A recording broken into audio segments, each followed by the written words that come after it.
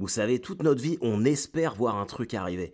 Tu te dis, ah, j'aimerais bien voir ça. Avant de mourir, je voudrais au moins vivre ça au moins une fois. Ce serait incroyable de voir ça, de pouvoir expérimenter ça. Et moi, il y a plein de trucs que je me suis dit comme ça que j'aurais aimé vivre. Et là, ça y est, j'ai enfin vécu un truc incroyable, les amis. J'ai enfin vu un mec se prendre une amende à la gare parce qu'il avait oublié sa valise. Et ça fait trop plaisir. Ça me fait tellement plaisir. Tellement plaisir. Toutes ces heures que j'ai ratées à attendre dans un train. Attendre un train plutôt parce qu'un con avait oublié sa valise. Enfin, et je l'ai vu. Et ce qu'il y a de bon, putain, c'est que c'est moi qui l'ai dénoncé. Bienvenue à toutes et à tous et bienvenue dans ce point du lundi matin. Le point du lundi matin, épisode 1, saison 3. Oh putain, j'espère que vous allez bien. Nous sommes le lundi 8 août. Oui, saison 3, premier épisode. J'aurais jamais cru que ça durerait si longtemps. Et je vais commencer par vous raconter cet épisode. J'ai du mal à parler moi depuis tout à l'heure. Je vais commencer cet épisode en vous racontant cette dénonciation qui fait trop plaisir. Oh putain. Alors faut remettre les choses dans le contexte. Comme vous le savez les amis, je tourne quand même énormément et je prends énormément de fois le train par mois. Et très régulièrement, le train est en retard ou je rate mes correspondances parce que quelqu'un a oublié sa valise. Et ça pour moi c'est inconcevable. Je ne comprends pas comment tu peux oublier ta valise. Donc voilà, je déteste les gens qui font ça. Et hier, il se trouve que nous sommes rentrés des États-Unis avec ma petite famille. On va très largement y revenir. Et du coup, en fait, on prenait le train pour rentrer à Caen. Donc, on était gare Saint-Lazare. Je vous cache pas que bon, il y a le décalage horaire. Même si les enfants étaient gentils, j'étais un peu fatigué. Et le retour à Paris, putain, il a fait très très très très mal. Mais je vais y revenir plus tard. Quoi qu'il en soit, on arrive à Saint-Lazare, mais Saint-Lazare blindé. Blindé, c'est samedi midi, il y en a plein qui partent en vacances en Normandie, ce que je peux largement comprendre parce que c'est cool. Et on est là, nous, on a au moins 15 000 valises, quoi. On ramène un mois de vacances avec nous, on a eu plein de trucs, enfin bref, je suis en train de tout porter, je suinte, je suis partout. Et on voit une place de libre. Donc je sais pas si ceux qui connaissent la gare Saint-Lazare, vous savez, c'est les tables qui sont inamovibles en face de Starbucks. Et on en voit une avec 4 chaises, mais il y a un petit sac bleu posé dessus, petit sac de voyage quoi. Et donc j'arrive et je vois qu'il y a une dame à côté qui est en train de manger. Je lui demande si c'est à elle le sac. Elle fait non, c'était à deux jeunes, mais je sais pas, ils ont dû l'oublier. Et je lui dis bah ils sont partis il y a combien de temps? Elle fait bon, il y a au moins 20-25 minutes. Et après, quelque part, bon, la possibilité que ce soit des gens qui l'aient oublié est quand même grande, mais tu sais jamais, ça se trouve c'est une bombe ou quoi que ce soit. Donc je dis quand même à Elisabeth, je vais quand même le signaler parce que on sait jamais ce qu'il y a dans le sac. Citoyen quoi. Et donc je vais voir un mec de la sécurité qui était juste là, et je lui dis bah il y a un sac qui a été laissé là, il y a 25 minutes d'après la dame à côté. Et le gars, il était juste là, hein, il avait même pas remarqué. Donc comme quoi la sécurité à Saint-Lazare, c'est quand même pas ouf. Parenthèse refermée. Et donc le gars il fait ah bah ouais bah je vais écouter, ok merci d'avoir signalé. Et donc il commence à prendre le talkie-walkie à avertir le QG là, je sais pas comment on dit, enfin le truc de contrôle. Et leur dit voilà il y a un sac qui est là. Et ils s'apprêtaient à faire évacuer toute la gare. Et là moi j'étais putain pourquoi je leur ai dit. J'ai encore raté mon train. Et je commençais à m'en vouloir, à me dire mais merde j'aurais dû fermer ma gueule. Peut-être qu'une bombe aurait explosé, mais au moins j'aurais pas raté mon train. Et je commençais à péter les plombs comme ça. Et là il y a un petit mec qui arrive. Mais alors c'est marrant parce que souvent je me suis demandé comment sont les gens qui oublient leur valise dans la gare. Quel type de... Et c'est exactement ce à quoi je pensais. Un teubé, tu vois, un mec sans charisme, probablement, même pas comptable, tu vois, assistant comptable. Et t'es là avec un pantalon alors qu'on crève tous de chaud, une espèce de chemise à carreaux. Vous savez, le regard bovin, quoi, vide. Et tu sais, j'ai oublié mon sac. Mais même pas cool, enfin, il allait le reprendre et puis se casser tranquillement. Et là, le mec de la sécurité, il fait hop, c'est à vous le sac là. Le mec fait ouais. Il fait bah pourquoi vous l'avez oublié? Il fait ouais, j'ai oublié, machin truc. Il fait non, vous allez me suivre et tout. Et le mec fait bah pourquoi j'ai raté mon train? Il fait non, bah moi j'ai déclaré un sac, faut que je prenne votre identité. Et puis vous allez prendre une amende et tout. Et c'est 300 € l'amende. Et le mec, je l'ai vu partir. Et tu voyais bien que pour lui, c'était ok d'avoir oublié son sac. C'était pas grave. C'était pas grave de faire chier le monde. Et ça, putain, mais... Ah, j'ai la gaule depuis hier. Honnêtement, ça m'a foutu une érection. J'étais tellement content. Tellement content, putain. Tellement content. Ah, oui, je pense que vous allez vous dire que je suis un salaud, mais... Ça avait commencé une nouvelle saison avec une petite victoire comme ça. Putain, je crois que c'est bon signe. Bon, on a encore le temps, hein. On a encore le temps avant septembre, avant le début du retour des hostilités. J'espère que ça va bien se passer. J'espère que ça va bien se passer. Ce mois aux États-Unis m'a fait énormément de bien.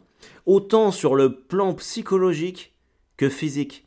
Parce que ceux qui suivent assidûment le point du lundi matin, vous saurez très largement que j'avais mal au genou, j'avais une tendinite. Elle a quasiment disparu. Alors qu'on a fait plein de trucs. Hein. Elle a quasiment disparu. Et je pense que je me suis plus ou moins détendu. Je dis plus ou moins parce que bon, un mois avec la belle famille, il y a toujours des moments où ça casse bien les couilles. Mais globalement, ça l'a fait.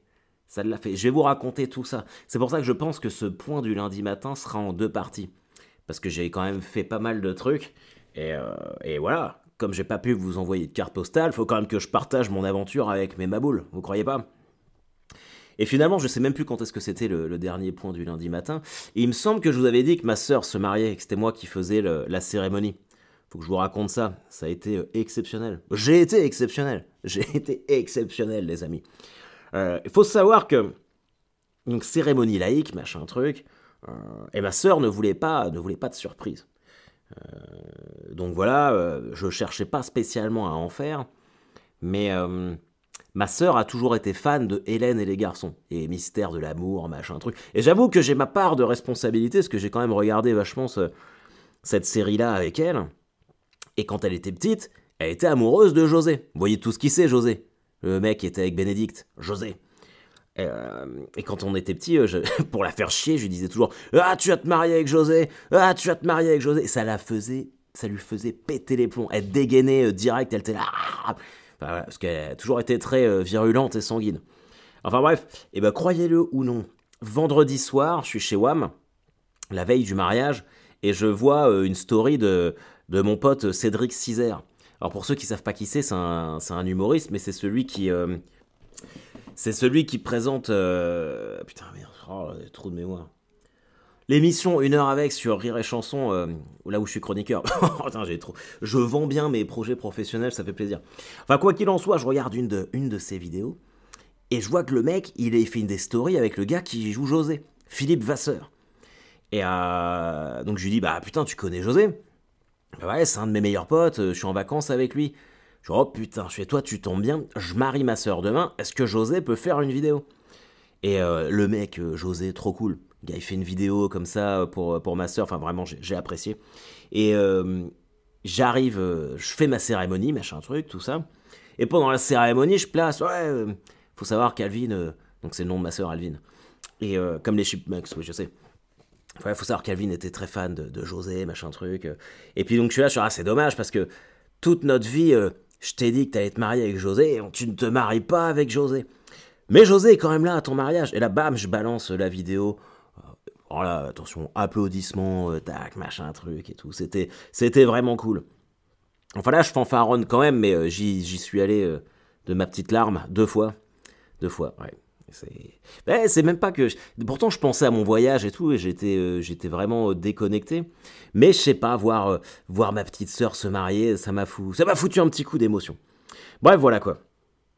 Et on est resté que le samedi soir, parce que le lendemain, on partait... Alors, on décollait le lundi, mais avec les enfants et tout, j'ai préféré... Vu qu'on partait le lundi matin à 8h, je préférais qu'on passe le dimanche soir à Paris.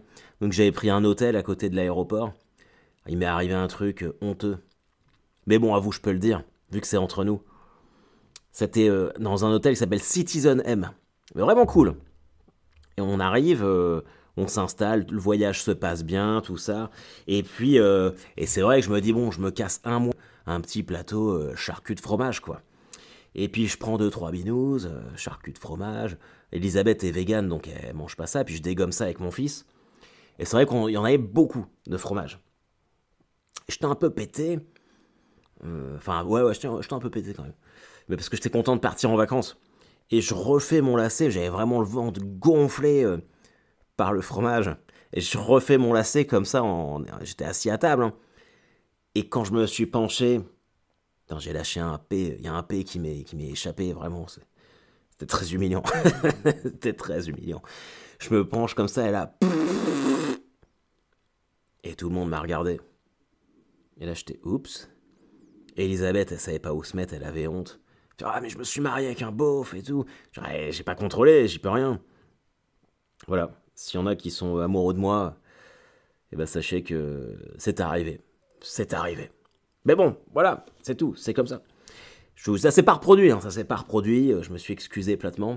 Mais c'est vrai que j'ai malheureusement lâché une caisse sans le vouloir. Alors je me demande si c'est pas le fait... Je me suis dit qu'il fallait que j'arrête de dire que je vieillissais, parce qu'à force de dire que je suis vieux, dans ma tête, je vais devenir vieux. Alors que de toute évidence, non. Mais bon, quand je vois que je suis plus en maîtrise de mon côlon, comme ça, que mon sphincter se détend un peu tout seul, là, je peux pas m'empêcher, pas m'empêcher de me dire que, merde, ça se trouve, ouais, je vieillis peut-être un petit peu. Plus tard, il me faudra des couches. Il me faudra des couches, si ça se trouve. Alors, je vous ai jamais raconté la fois où j'ai été abusé. Quand j'étais aide aux soins, dans une maison de retraite. La Charité, pour ceux qui connaissent Caen, à la Guérinière. Dans le ghetto. À 19 ans, je remplace un mec, donc aide aux soins, c'est en dessous d'être soignant. C'est vraiment le bas de la chaîne alimentaire du service hospitalier, quoi. Et donc, faut que tu aides à lever les patients, enfin les patients, les résidents, les vioques, les seniors, puis tu leur fais prendre leur douche, tu leur torches le cul, tout ce que personne ne veut pas faire. Et ma première journée, on me dit, ouais, faut que t'ailles voir monsieur machin, et que tu lui donnes sa crème. Il a un érythème ou je sais pas quoi sur les testicules, et il avait les balls gonflés, la taille de deux pamplemousses, quoi, collés côte à côte. Et j'arrive dans sa chambre, le mec, le monsieur était alité, et puis je lui donne sa crème. Je dis, ah mais moi je peux pas la mettre tout seul, machin truc. Et j'avais des gants, il a fallu que je lui masse les balls. Je massais les balls d'un vieux. Et il regardait le Tour de France. Et donc j'étais là en train de lui masser les balls, et c'était devenu un petit rituel. J'ai travaillé 3 semaines là-bas. Et à chaque fois que j'allais le voir, je lui massais les balls pendant qu'il regardait le Tour de France. Et mon dernier jour là-bas, le gars que je remplaçais était là aussi, donc on faisait les passations, je sais plus comment, les transmissions ça s'appelait. Et on faisait le tour des patients ensemble, et puis il fait, bah tiens, je vais aller donner sa crème à monsieur machin. Donc on rentre dans la chambre du vieux, il lui donne la crème, et puis il ressort. Et je lui dis, bah, ça en ressort, je lui dis, bah, tu vas venir lui remettre plus tard. Il fait, bah non, il la met tout seul. Et là, je me suis rendu compte que pendant 3 semaines, j'ai été abusé par un vieux qui m'a fait lui masser les balls. Alors qu'il pouvait très bien le faire lui-même et qu'il le faisait lui-même d'habitude. Je me demande à quel point je peux rentrer je peux rentrer dans le cadre d'un hashtag MeToo. Me-balls. L'horreur. Histoire vraie. Je sais même pas pourquoi. Je sais même pas pourquoi je raconte ça. Les traumatismes du passé qui refont surface. Ah oui, non, parce que je disais que je lâchais des P sans le savoir. Putain, il est vachement bien ce point du lundi matin. On en a combien? J'ai même pas commencé à vous raconter mon voyage aux États-Unis. Ah, c'est bien là. Je peux vous dire qu'on va quand même avoir des trucs à se dire. Alors le vol, faut savoir que j'ai fait mon gros lard. Pendant 1 mois, je me suis fait plaisir, j'ai mangé n'importe quoi. Pendant le vol, dans l'avion, il y avait rien de vegan. Du coup, Elisabeth, elle prenait des plateaux repas, mais elle me les filait, donc j'avais double dose. Mais j'ai pas pété, hein, si ça peut vous rassurer. Mais ouais, c'était ouf. On est arrivé. Chose très étonnante, on n'a pas du tout ressenti le décalage horaire quand on est arrivé là-bas. On était direct en mode normal, quoi. Là, par contre, au retour, c'est un peu plus chaud.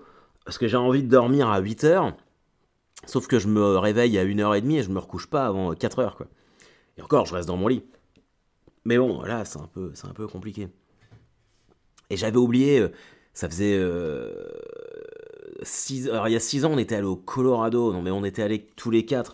On n'avait pas vu sa famille. C'est il y a 8 ans, la dernière fois qu'on avait fait des trucs en famille comme ça dans le Wisconsin. Et j'avais oublié comment étaient les Américains. Parce que, en termes d'accueil, c'est pas du tout la même chose que nous. Moi, je sais que si j'ai de la famille qui débarque, qu'on n'a pas vu depuis 8 ans, probablement que vous aussi, on prépare un petit truc. Enfin, même si c'est minimaliste, mais il y a un petit truc à manger, il y a probablement un petit apéro et tout. Et là, on arrive dans la maison de sa sœur. Elle fait, ah bah je sais pas ce qu'on va manger, machin truc. Il y a les chiens qui nous sautent dessus. Les chiens, alors moi je déteste les chiens déjà. Il y a un chien qui me mord la main, enfin bref, l'horreur.